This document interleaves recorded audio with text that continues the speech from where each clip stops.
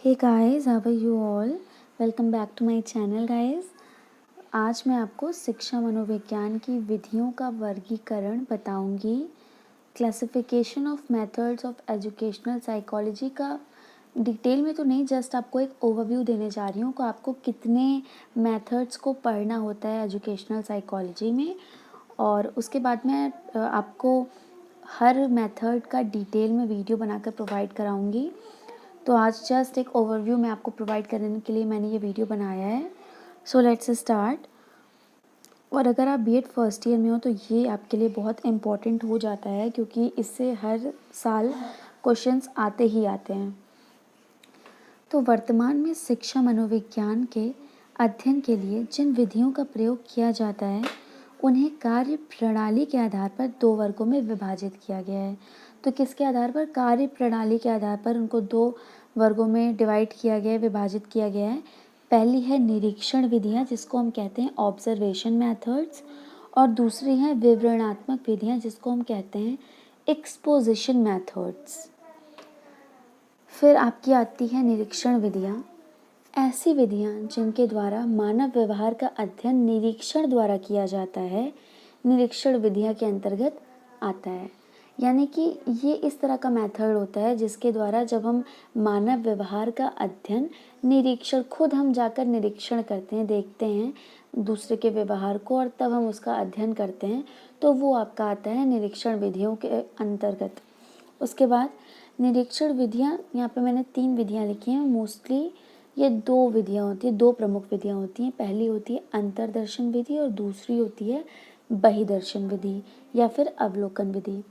तो जो आपकी अंतर्दर्शन विधि होती है, इसके द्वारा आप खुद के मन का अध्ययन करते हैं, इसलिए इसको अंतर्दर्शन विधि भी कहा जाता है। जैसे अगर आपको बहुत ज़्यादा गुस्सा आ रहा है तो आप खुद से अपने मन का अध्ययन करते हैं कि मुझे इतना गुस्सा क्यों आ रहा है, ऐसी कौन सी बात हो गई, या फिर मैं कैसे अपने गुस्से को नियंत्रित कर सकता हूँ। फिर आपका आता है बहिर्दर्शन विधि।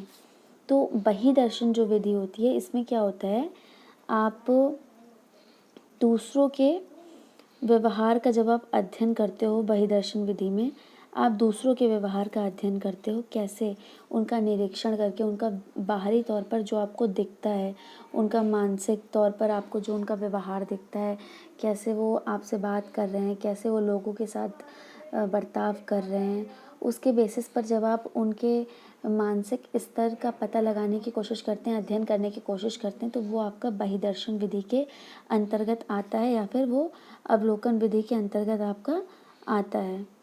उसके बाद है आपका विवरणात्मक विधि। इसके अंतर्गत उन विधियों को रखा गया है जिनमें मानव व्यवहार का अध्ययन उनके व्यवहार के विवरण के आधार पर किया जाता है। यानी कि जब हम मानव के व्यवहार का जो अध्ययन है वो हम खुद निरीक्षण ना करके, कोई हमको बता रहा है या फिर कहीं लिखा हुआ है, किसी की ऑटोबायोग्राफी है, उसको पढ़कर हम उनके मन के, उनका मानसिक स्तर को समझने की कोशिश करते हैं, उनके व्यवहार को समझने की कोशिश करते हैं, अध्ययन करने की कोशिश करते हैं, तो वो विवरणात्मक आपकी विधि होती है।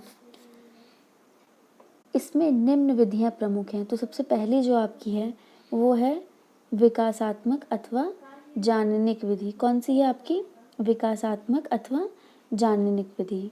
ये आपकी पहली विधि है। इसमें क्या होता है, जब आप क्रमिक तौर पे किसी व्यक्ति का जब आप अध्ययन करते हैं, उसके जन्म से लेकर उसकी मृत्यु तक, तो वो आपका आता है विकासात्मक या जाननिक विधि में। और उसके द्वारा आप समझने की कोशिश करते हो कि उसका जो मानसिक स्तर है वो कैसा है, वो कैसे, कहाँ पे उसका मानसिक स्तर कैसे कैसे बढ़ रहा है। शैशवावस्था में था तब उसका मानसिक स्तर क्या था, बाल्यावस्था में आया तब उसका मानसिक स्तर क्या है, वृद्धावस्था में गया तब उसका मानसिक स्तर क्या है, ये आप समझने की कोशिश करते हो। फिर आता है नेक्स्ट आपका व्यक्ति इतिहास अथवा जीवनी विधि। तो ये भी जो व्यक्ति इतिहास है विधि है, ये आपको किसी पर्टिकुलर किसी व्यक्ति का अगर आपको गुण दोष या फिर वो क्यों असामान्य है, दूसरों से क्यों अलग है, उसके बारे में जानने के लिए सबसे अच्छी विधि मेथड है व्यक्ति इतिहास। इसमें क्या होता है कि आप उस व्यक्ति के बारे में पूरी जानकारी पता करते हो, उसके माता पिता से, उसके दोस्तों से, सब जगह से आप उसके सब पता करते हो, उसका पूरा जो विवरण है आप लेते हो और उसके बाद आप उनके मानसिक उसका जो मानसिक स्तर है उसका अध्ययन करने की कोशिश करते हो कि क्या है, या फिर अगर उसमें कोई समस्या है तो उसका निदान कैसे किया जा सकता है। उसके मानसिक अगर उसका मानसिक स्तर कम है तो उसको तेज़ कैसे किया जा सकता है, उसको बढ़ाया कैसे जा सकता है। फिर आपका आता है साक्षात्कार विधि। तो जो आपका ये साक्षात्कार विधि होता है, इसमें क्या होता है, साक्षात्कार को इंटरव्यू भी कहते हैं। तो साक्षात्कार इंटरव्यू में आप जैसे आप कभी आप जॉब भी किसी जॉब के लिए जाते हो, आपको इंटरव्यू देना होता है, तो उसमें भी वो जो सामने जो आपका इंटरव्यू ले रहा होता है वो यही देखता है कि आपका मानसिक स्तर क्या क्या आप उस जॉब के योग्य हो कि नहीं हो। आपका वो मानसिक स्तर ही चेक करता है आपसे प्रश्न पूछकर। तो इस साक्षात्कार विधि में यही होता है कि आप कुछ प्रश्न पूछते हो और उस व्यक्ति से, जिस व्यक्ति का आप व्यवहार का अध्ययन करना चाहते हो, और उसके आधार पर आप उसके पूरे व्यवहार का अध्ययन करते हो, उसके मस्तिष्क का मापन करते हो कि उसका जो मस्तिष्क है वो सही बहुत ज़्यादा डेवलप्ड है या कम डेवलप्ड है, ये आप उस चीज़ को जानने की कोशिश करते हो।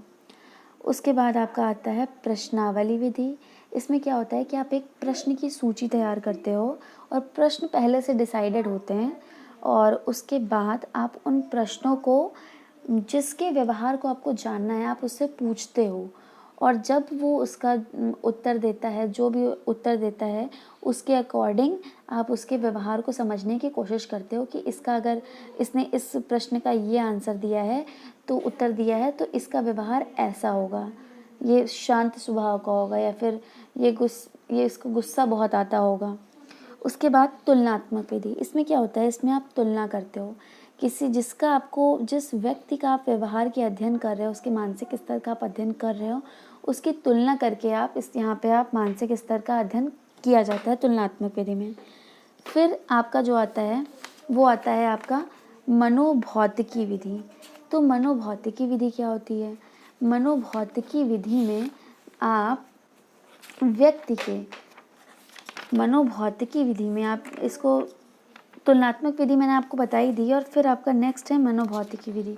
इसमें क्या होता है, इन विधियों के द्वारा व्यक्ति के शरीर और मन की अंतर्निर्भरता का अध्ययन किया जाता है। समझ रहे हो, इसमें आपके शरीर और आपके मन के अंतर्निर्भरता का अध्ययन इस मनोभौतिकी विधि में किया जाता है। ये विधियाँ मनुष्य के व्यवहार को प्रभावित करने वाले उद्दीपकों के चयन के क्रिया में सहायक होती हैं। उसके बाद आपका जो नेक्स्ट है वो होता है परीक्षण विधि। तो परीक्षण विधि में मनोविज्ञान परीक्षाएं, शैक्षिक मापन, अनुसमर्थन पैमाने, जांच सूची तथा प्रश्नावली सम्मिलित आपकी रहती है। तो मनोवैज्ञानिक परीक्षण एक ऐसा उपकरण है जिसे मानव व्यवहार के कुछ पक्षों के वर्णन और मापन के लिए निर्मित किया जाता है। ठीक है, और प्रमाणीकृत होने के कारण परीक्षण विधि का एक पूर्ण वैज्ञानिक विधि है। ठीक है, ये आपकी पूर्ण वैज्ञानिक विधि है। उसके बाद आपकी जो नेक्स्ट है वो है उपचारात्मक विधि। यह विधि मानसिक और व्यवहारिक दृष्टि से व्यक्ति के असामान्य व्यवहार के कारणों को जानने और उन्हें दूर करने की उत्तम विधि है। तो इससे आप किसी व्यक्ति के असामान्य व्यवहार के कारण को जान भी सकते हो और उसको दूर भी कर सकते हो।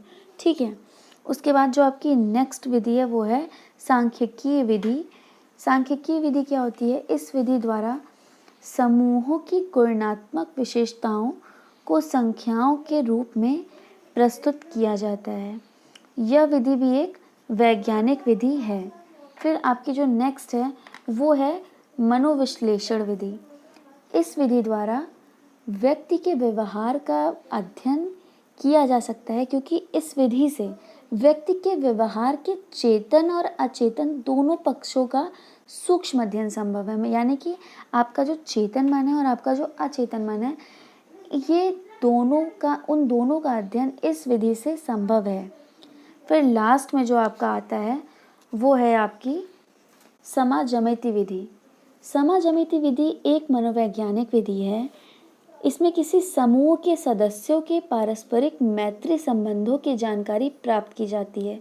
यानी कि किसी के बीच में कितनी मित्रता है, इसको हम जान सकते हैं इस विधि से। तो मैंने आपको ये पूरा ओवरव्यू दे दिया है कि आपको शिक्षा मनोविज्ञान में कितनी विधियाँ प्रयोग में लाई जाती हैं। और अब मैं आपको डिटेल में एक-एक वीडियो को एक-एक टॉपिक्स को, एक-एक मेथड्स को डिटेल में आपको बताऊँगी। और सबसे पहले मैं आपको बताऊँगी अंतर्दर्शन विधि। So stay tune to my channel guys. Please do subscribe my channel guys. Thank you for watching. Thank you guys.